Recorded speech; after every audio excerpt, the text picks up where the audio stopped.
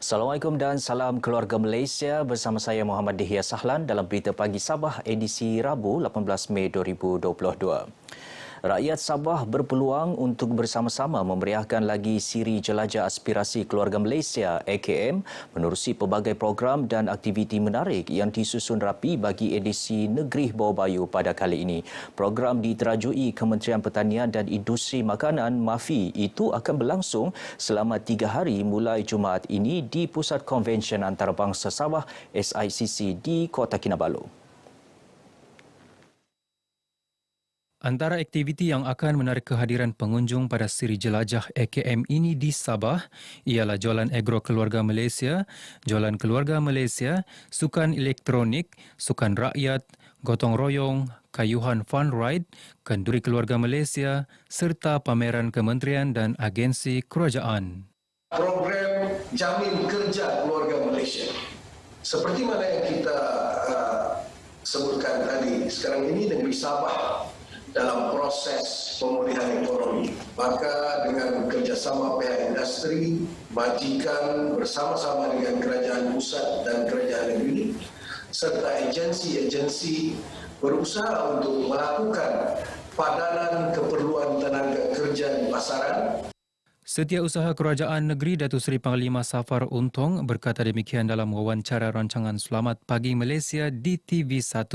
Orang ramai dijemput hadir untuk memeriahkan Siri Jelajah berkenaan dengan mematuhi prosedur operasi standard ditetapkan. Sabah merupakan destinasi ketiga Siri Jelajah AKM yang diilhamkan Perdana Menteri Datuk Seri Ismail Sabri Yaakob selepas siri pertama diadakan di Johor dan diikuti Perlis sebagai destinasi kedua. Projek pembinaan Kompleks Ranau Highland Cocoa Cluster RHCC dijangka siap sepenuhnya tahun hadapan lewat daripada perancangan asal iaitu November tahun ini. Kelewatan tersebut akibat beberapa masalah teknikal dan segmen mekanikal antaranya membabitkan bentuk muka bumi. Memang benar, sebenarnya projek itu seharusnya siap pada November tahun ini, tetapi mereka telah memohon untuk EOT iaitu Extension of Time. Kita harus memberi pertimbangan yang wajar kerana mereka telah melalui kelewatan handover of that start of project. Yang kedua, mereka lalui pandemik. Yang ketiga, kita juga melihat daripada sektor peningkatan harga bahan mentah binaan. Timbalan Menteri Perusahaan Perladangan dan Komoditi Datuk Willy Anak Mongin menyatakan perkembangan projek pembinaan kompleks RHCC kepada media di Ranau. Datuk Willy berada di Sabah atas beberapa rangka lawatan kerja rasmi iaitu melawat tapak pembinaan RHCC, berjumpa dengan petani koko di Kampung Napong dan sesi perjumpaan bersama peserta program rangsangan pengeluaran hasil koko RPHK Tanaman Baharu 2022 TB22. Menurutnya, kompleks RHCC bakal menjadi mercu tanda selain sebagai pusat pentadbiran dan operasi utama Koperasi Kluster Koko Sabah Berhad KKSB. Sementara itu, dalam majlis sama, Datuk Willy menyempurnakan program Jelajah Agri Komoditi Keluarga Malaysia 2022 yang mana 100 pekebun kecil koko daerah Ranau menyerahkan borang permohonan menyertai program RPHK. Melalui program RPHK, sebanyak 25 unit pemprosesan koko mini berkapasiti 2 tan akan dibina di seluruh negara untuk aktiviti pengeringan biji koko. Projek TB22 di Sabah dilaksanakan di tanah seluas 300 hektar daripada 350 hektar kawasan tanaman seluruh negara. Syarikat Eksplorasi dan Pengeluaran Minyak dan Gas Bebas yang pertama disenaraikan di Malaysia, Hibiscus Petroleum Committed, melaksanakan perniagaan jangka panjang yang lebih terjamin di negara ini. Pengurusinya Zainul Rahim berkata pihaknya akan terus meneroka pelbagai peluang pertumbuhan bagi merealisasikan misi itu.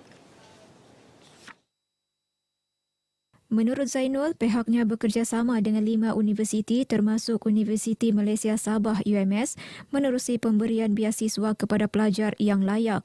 Beliau ditemui RTM pada majlis Rumah Terbuka Hari Raya Anjuran Hibiscus Petroleum di Kota Kinabalu. Turut hadir Tuan Yang Terutama TYT Yang di-Pertuan Negeri Sabah Tun Dr. Johar Mahiruddin dan isteri Toh Puan Nurlida Tan Sri RM Jasni. Menurut Zainul, tahun lepas Hibiscus Petroleum telah menaja pemeriksaan barah secara percuma dengan kerjasama pelbagai agensi termasuk Jabatan Kesihatan Sabah dan Hospital UMS. Dalam majlis berasingan, Tun Johar dan isteri turut menghadiri majlis sambutan Hari Raya Aidilfitri peringkat 5 Division di Kem Lokawi. Ketibaan Tun Johar dan Toh Puan disambut mesra oleh Ketua Menteri Datuk Seri Panglima Haji Jinor dan Panglima 5 Division Major Jeneral Datuk Muhammad Halim Khalid serta Menteri-Menteri Kabinet Negeri. Baik, beralih kepada perkembangan semasa COVID-19, jumlah jangkitan baharu semalam menyusut hampir 44% kepada 27 kes daripada 48 kes pada Isnin, pengurangannya sebanyak 21 kes. Secara keseluruhan, terdapat tanda-tanda pemulihan selepas kemuncak sambutan Aidilfitri. Menerusi kenyataan Menteri Kerajaan Tempatan dan Perumahan Datuk Seri Panglima Masidi Manjun, sama ada tren pemulihan ini bertahan banyak bergantung kepada sikap masyarakat semasa menyambut perayaan keamatan yang akan sampai kepada kemuncaknya pada akhir bulan Mei. Sebanyak 17 daripada 27 daerah di Sabah tidak merekodkan sebarang jangkitan baharu. Kota Kinabalu kekal daerah tunggal yang merekodkan kes 2 angka dengan 16 kes. 9 daerah lagi merekodkan kes 1 angka dengan 7 daripadanya mencatatkan hanya 1 kes. Semua kes direkodkan semalam berada dalam kategori 1 dan kategori 2 sahaja. Sementara itu, Ketua Pengarah Kesihatan Tan Sri Dr. Nur Hisham Abdullah menerusi kenyataan memaklumkan Sabah mencatatkan 2,650 kes penyakit kaki, tangan dan mulut HFMD pada Minggu Epidemiologi ME 19-2022 berakhir 14 Mei lepas, iaitu peningkatan 8% berbanding ME sebelumnya. Baik, seterusnya ikuti statistik terkini kes baharu mengikut daerah dan kadar vaksinasi bagi Sabah.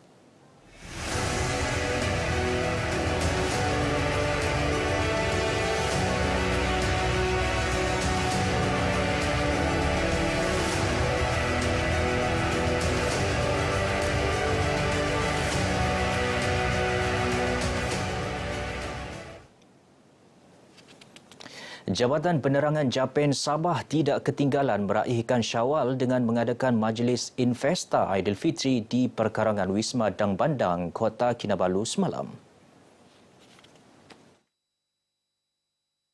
Bercakap kepada RTM, Pengarah Penerangan Sabah Nazira Abdullah memberitahu selaras dengan peralihan negara ke fasa endemik, kemeriahan sambutan Hari Raya Aidilfitri dalam warga jabatannya masih dirasai walaupun sudah memasuki minggu ketiga bulan Syawal. Sekarang ini kita fasa ke arah peralihan endemik, jadi kita ambil peluang ini, tetapi kami sangat mematuhi dari segi SOP untuk program ini. Saya harap yang program hari ini sebagai satu titik permulaan lah kan untuk kita memulakan aktiviti luar secara terbuka. Sambutan dihadiri 350 warga jabatan termasuk 7 jabatan dan agensi persekutuan berkhidmat di Wisma Dang Bandang. Masih tidak terlambat menzahirkan harapan dan ucapan Hari Guru buat semua warga pendidik.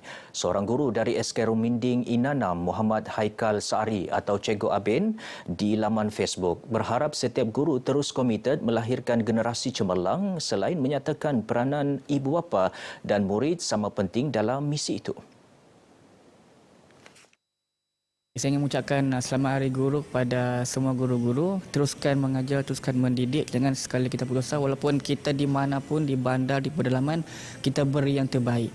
Beliau ditemui RTM selepas menjadi tetamu program Kami Ba Ini di studio TV RTM Kota Kinabalu. Muhammad Haikal berasal dari Kedah, Tular selepas video beliau menyanyikan beberapa buah lagu etnik antaranya dalam bahasa dusun, Murut dan bahasa Ubian.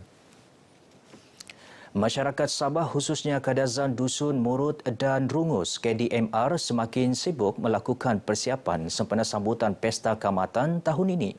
Ini terbukti apabila permintaan bagi tempahan membuat baju tradisi dan baju kontemporari bersempena Pesta Kaamatan meningkat dengan mendadak.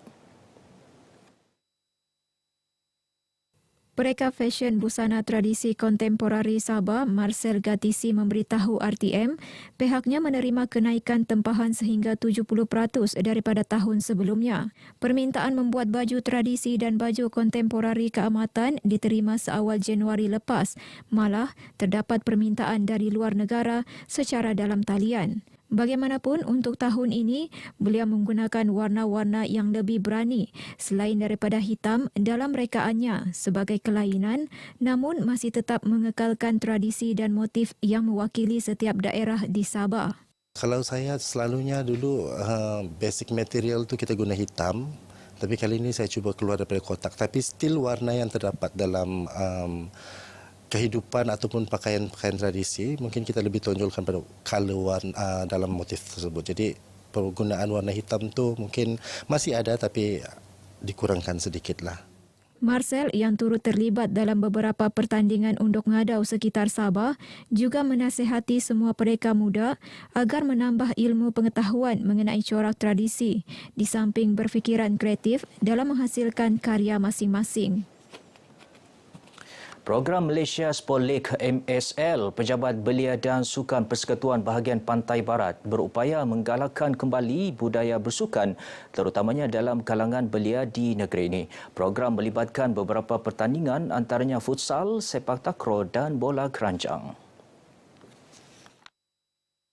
Penganjurnya Sivera Patrick berkata, penganjuran program berkenaan juga secara tidak langsung dapat mencungkil bakat baharu dalam bidang sukan. Objektif utama kita adalah kita menggalakkan balik masyarakat bersukan dan dalam masa yang sama kita mencungkil bakat-bakat barulah dan di mana pemenang untuk Johan dan Naib Johan untuk acara ini akan mewakili peringkat bahagian Pantai Barat untuk pertandingan peringkat negeri Sabah lah yang mungkin dijangka akan diadakan pada dalam bulan Jun inilah. Srivero berkata demikian kepada RTM selepas menyaksikan perlawanan akhir pertandingan bola keranjang 3 lawan 3 di Kompleks Sukan Likas Kota Kinabalu.